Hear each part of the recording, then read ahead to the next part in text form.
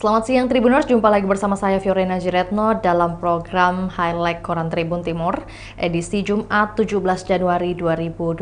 Beragam informasi akan kami sajikan dan beberapa diantaranya sudah termuat dalam rubrik dan juga halaman-halaman dari edisi kita hari ini. Dan bagi Tribuners yang hendak berlangganan bersama kami dapat menghubungi kami di nomor 0411 811 5500, juga menghubungi kami dengan berlangganan di Tribun Family Card dengan nomor 081 1413 5555. Dan langsung saja Tribuners, di halaman perdana kita, utama kita, ada beberapa headline juga yang akan menemani perjumpaan kita di hari ini. Yang pertama adalah LIB yang menunggu surat resmi dari PSM. Ini ada informasi mengenai bagaimana progres untuk pembangunan atau juga perbaikan dari salah satu stadion yang ada di Sulawesi Selatan. Dan untuk itu PSSI dan Polri penentu stadion GBH layak atau tidak digunakan. Ada juga laga PSM versus Persija yang masih menunggu hasil asesmen. Dan lebih lengkap dari headline kita, meski telah dinyatakan telah berstandar FIFA, Stadion Gelora B.J. Habibie Parepare masih harus melalui beberapa tahapan sebelum bisa digunakan PSM Makassar sebagai home base di sisa pertandingan Liga 1 2024-2025. Salah satu tahapan harus dilalui yakni risk assessment oleh pihak kepolisian. Kepolisian akan melakukan risk assessment atau penilaian keamanan untuk memastikan apakah stadion itu layak digunakan untuk pertandingan atau tidak. PSM Makassar berencana bermarkas di Stadion B.J. Habibie saat menjamu Persija Jakarta pada pekan 24 Liga 1 minggu nanti 23 Februari. Kemudian oleh Public Relation PT Liga Indonesia Baru (LIB), Syifa Nadila mengatakan jadwal risk assessment berada di tangan klub. Sampai sekarang PSM Makassar belum menyampaikan surat pengajuan risk assessment Stadion B.J. Habibie. Disampaikan Syifa, jika PSM Makassar sudah bersurat ke PT LIB, pihaknya nanti akan bersurat ke Polda Sulsel untuk risk assessment. Adapun aspek penilaian risk assessment ini tidak ada kaitannya dengan lapangan pertandingan. Jadi murni tujuannya untuk keselamatan penonton. Dia merinci ada 6 aspek jadi penilaian dan memiliki nilai bobot masing-masing. Yang pertama adalah aspek infrastruktur. Hal ini meliputi kelayakan stadion dan kelengkapan stadion. Dan nilainya ini bobotnya 20%. Kedua, aspek kesehatan seperti pelayanan kesehatan umum dengan bobot nilai 10%. Yang ketiga, aspek resiko kompetisi meliputi data kegiatan kompetisi dan supporter di mana nilainya 20%. Keempat, aspek keamanan pada sistem manajemen keamanan, mencakupi analisa resiko pengamanan dan pelaksanaan kegiatan keamanan dengan bobot 30%. Kelima, yaitu aspek keselamatan, mencakup proses atau prosedur panitia pelaksana dan prosedur petugas medis, nilainya 10%. Dan yang terakhir, yang keenam adalah aspek informasi, seperti akses informasi dengan nilai 10%. Nah, penilaiannya berupa scoring yang dari 6 aspek yang risk assessment. Di bawah 55% dianggap kurang, kemudian 56 hingga 77% dinilai cukup, 71% masuk kategori baik, dan 86 hingga 100% masuk kategori baik sekali. Disampaikan juga oleh anggota DPR RI dari fraksi Golkar yang juga pernah menjabat sebagai mantan wali kota Parepare, Taufan Pawe. Ia mengatakan Stadion Gelora B.J. Habibie adalah stadion kebanggaan masyarakat Sulawesi Selatan. Ada juga headline BBWP yang mengatakan sebaiknya jangan buru-buru digunakan. Nah, BBWP Sulsel belum bisa memastikan Stadion Gelora B.J. Habibie Kota Parepare bisa digunakan PSM Makassar di laga kontra Persija Jakarta akhir Februari 2025 mendatang. Beberapa pertimbangan diantaranya masalah keamanan dan pengerjaan renovasi Stadion GBH yang masih dalam proses penyelesaian. Kusworo mengungkapkan baiknya Stadion GBH Parepare digunakan setelah pengerjaan renovasi semuanya rampung. Ini pun kata dia, pihak kontraktor tetap akan melakukan proses perawatan stadion selama 6 bulan. Sementara itu, leader konsultan renovasi Stadion GBH Parepare, Mahris, mengutarakan laga PSM versus Persija yakni pada tanggal 23 Februari 2025 sudah dipastikan fisik Stadion GBH Parepare sudah rampung. Namun untuk pemakaian stadion harus menunggu persetujuan dari Mabes Polri mengenai keamanan dan izin dari PSSI. Sebelum diberitakan, renovasi Stadion Gelora B.J. Habibie Parepare hingga kemarin telah mencapai di angka 95% Tribuners. Rumput stadion yang awalnya diragukan bisa digunakan telah dipastikan berstandar FIFA dan bisa digunakan untuk pertandingan Liga 1. Ada juga pakar yang mengatakan, ini informasi atau isu lain lagi nih Tribuners ya. Pakar mengatakan bahwa penembak Rudy Esgani terstruktur, di mana sudah 2 pekan kasus penembakan pengacara Rudy Esgani belum terungkap. Polisi berkilah masih mendalami hasil penyelidikan yang telah dilakukan. Polisi mengaku telah memeriksa saksi-saksi, termasuk saksi kunci istri korban dan menyita belasan senapan angin dari warga di sekitar lokasi penembakan.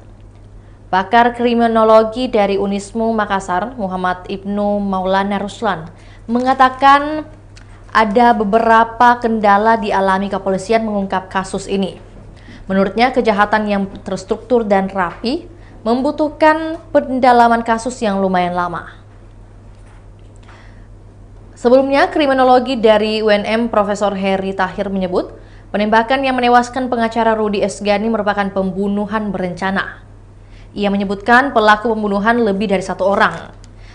Selain itu, ia menyebutkan profesi pengacara sangat rawan akan tindakan kriminal.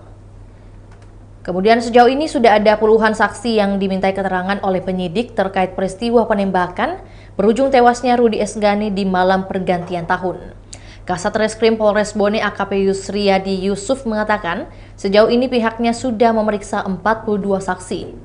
Ia berharap dengan keterangan saksi tersebut pihaknya bisa memperoleh titik terang dari peristiwa penembakan yang menewaskan Rudy Esgani.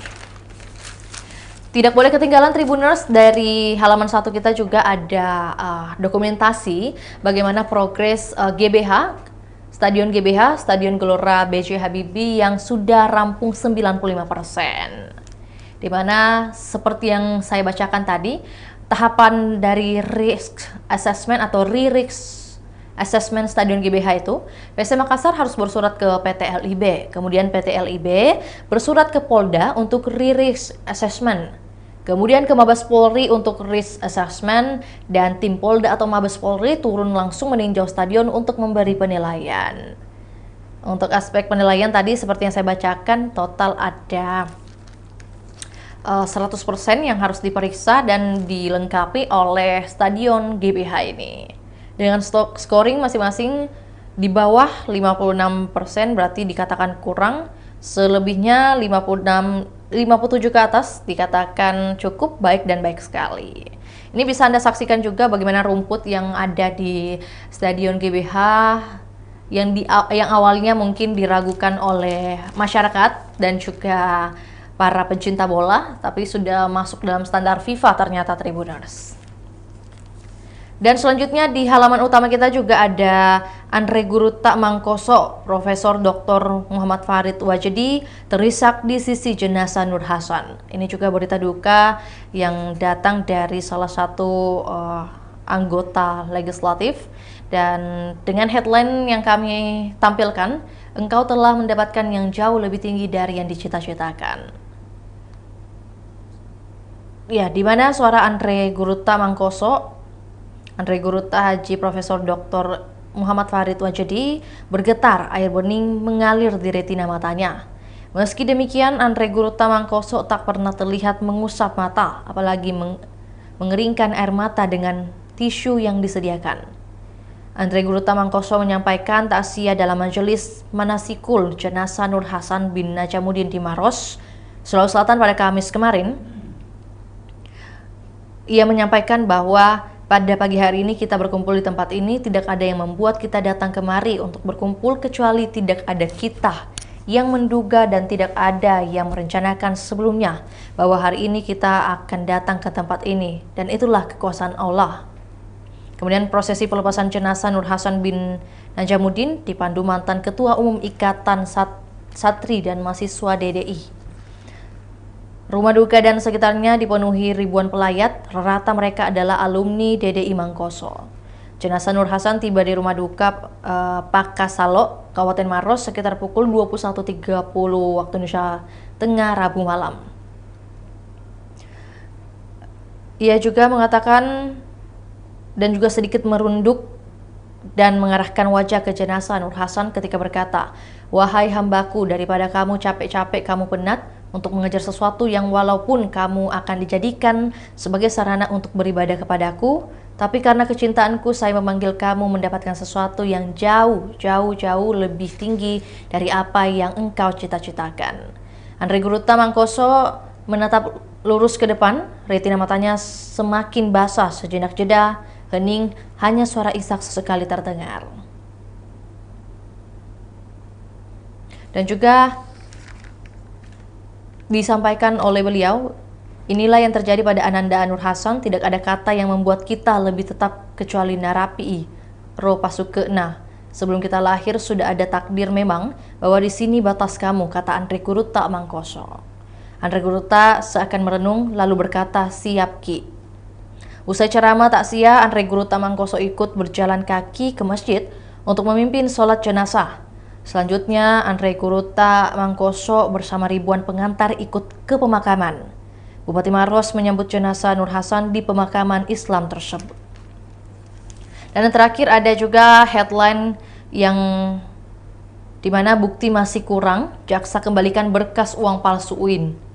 Penyidik Kejaksaan Negeri Kejari, Kabupaten Goa, mengembalikan berkas kasus uang palsu di kampus UIN Alauddin Makassar ke Polres Goa. Jaksa berpendapat masih banyak yang harus dilengkapi oleh Polres Goa agar kasus ini bisa dijadikan atau diajukan ke persidangan. Di mana Kasipidum Kejaksaan Negeri Goa, Siti Nurdalia mengatakan, pengembalian itu dilakukan setelah pihaknya beberapa hari melakukan penelitian berkas. Nurdalia melanjutkan berkas perkara tersebut dikembalikan karena masih banyak yang harus dilengkapi oleh penyidik Polres Goa, khususnya bukti material. Dia menyebutkan penelitian berkas perkara tersebut tidak sampai dalam 7 hari kerja sejak diterimanya. Setelah dikembalikan, jaksa kemudian akan menunggu penyidik Polres Goa untuk melengkapi berkas perkara tersebut.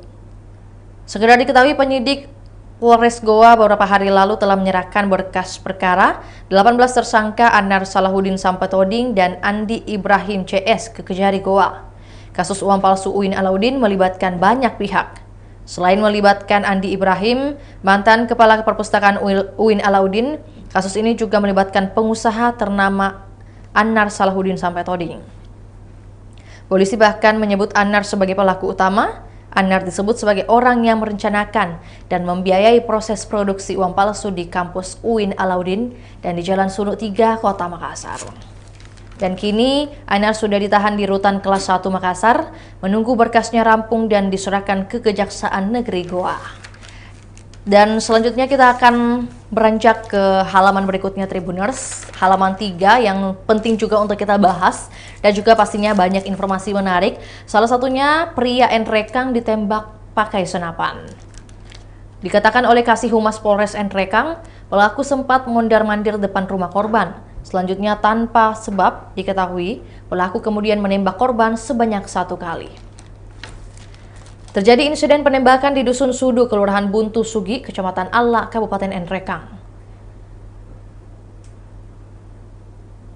Kasih Humas Polres Nrekang Ibtu Agung mengatakan korban merupakan warga Sudu yang kesehariannya bekerja sebagai wira swasta bernama Irwan yang berusia 41 tahun.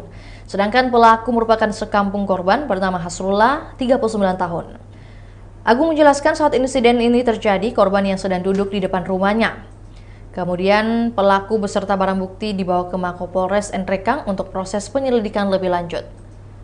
Dari tangan pelaku kita sita senapan angin merek Cannonball model 747L, tuturnya, dan terkait motif pelaku melakukan penembakan, Ibtu Agung mengatakan saat ini masih dalam penyelidikan pihaknya. Pelaku diduga ODGJ Tribuners, di mana dikatakan bahwa Ibtu Herman yang saat dikonfirmasi, ia mengatakan pelaku ini diduga orang dalam gangguan jiwa.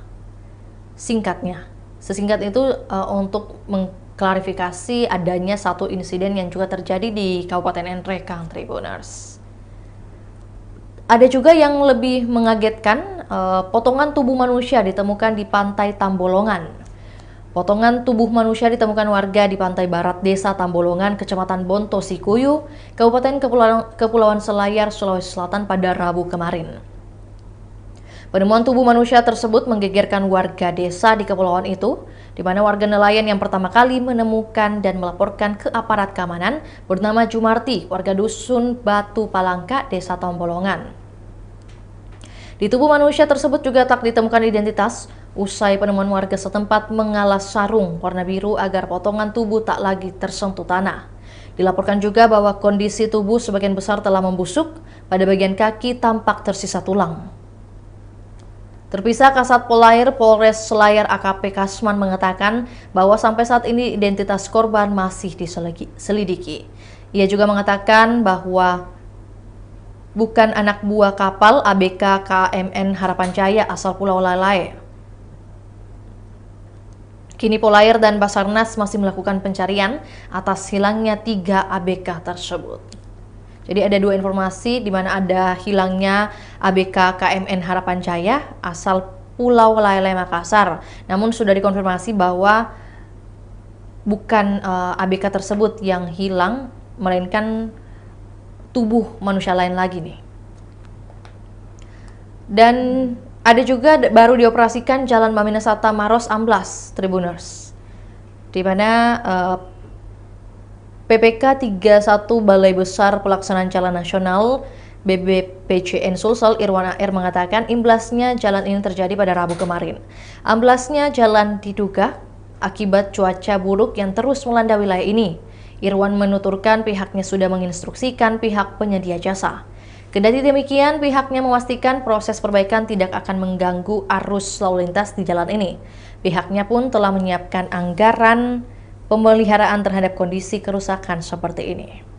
Diketahui bahwa proyek tersebut adalah tanggung jawab Dinas Pekerjaan Umum dan Perumahan Rakyat, Direktorat Jenderal Bina Marga, yang berada di wilayah Satuan Kerja Pelaksanaan Jalan Nasional Wilayah 3, Provinsi Sulawesi Selatan segmen 1 dan 2. Kita beralih ke informasi selanjutnya, Tribuners. Di antaranya masih ada beberapa headline lagi yang akan menemani kita.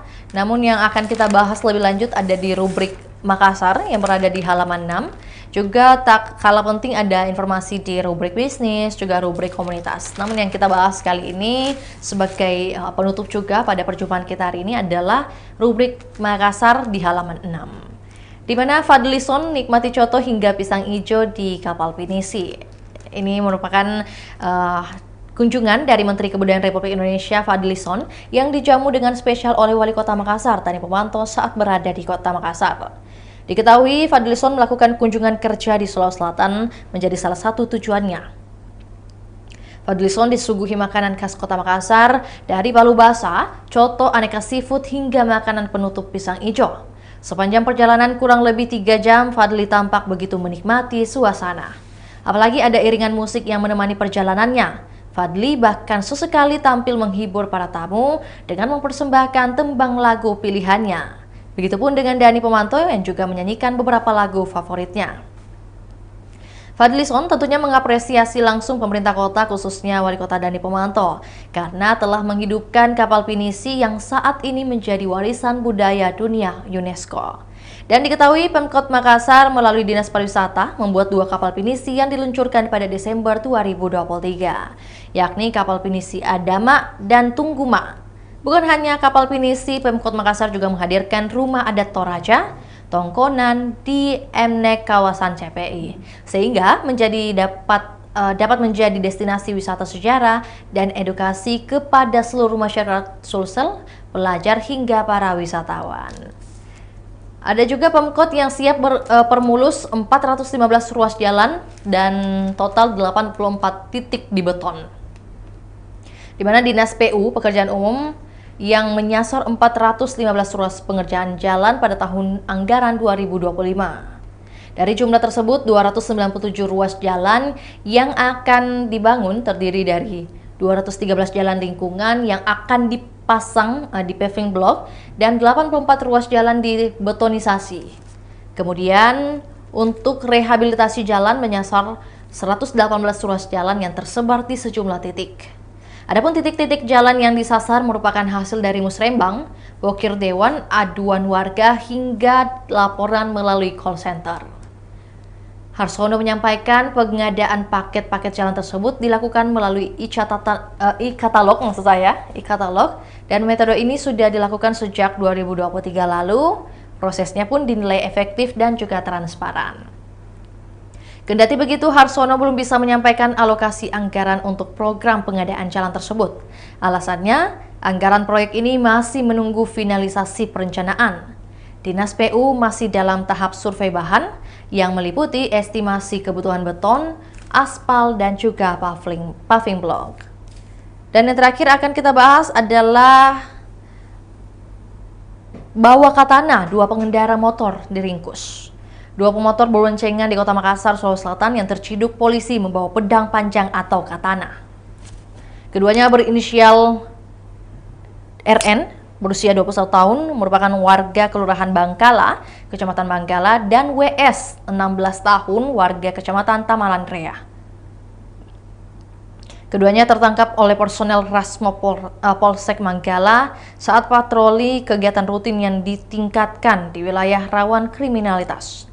Kapolsek Manggala, Kompol Samuel Tolongan, mengatakan patroli merupakan bagian dari operasi rutin yang bertujuan untuk memelihara keamanan masyarakat. Keduanya terciduk berawal dari tim patroli yang mencurigai gerak-gerik 4 pengendara sepeda motor yang melintas berboncengan. Ketika hendak diperiksa, 2 orang diantaranya melarikan diri, sementara 2 lainnya berhasil diamankan.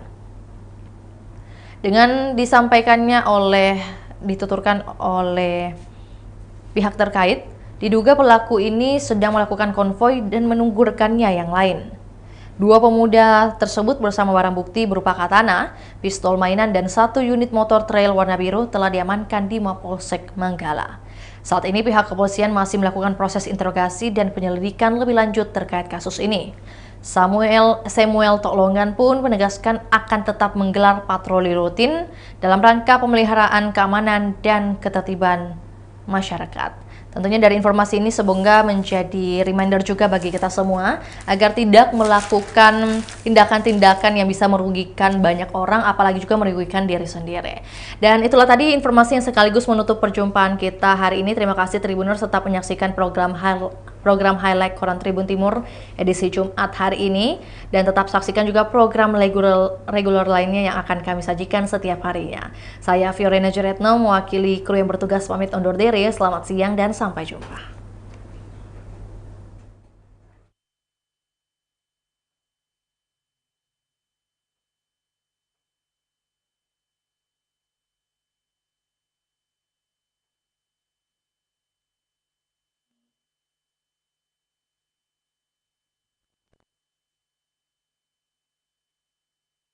Download Tribun X sekarang, menghadirkan lokal menjadi Indonesia.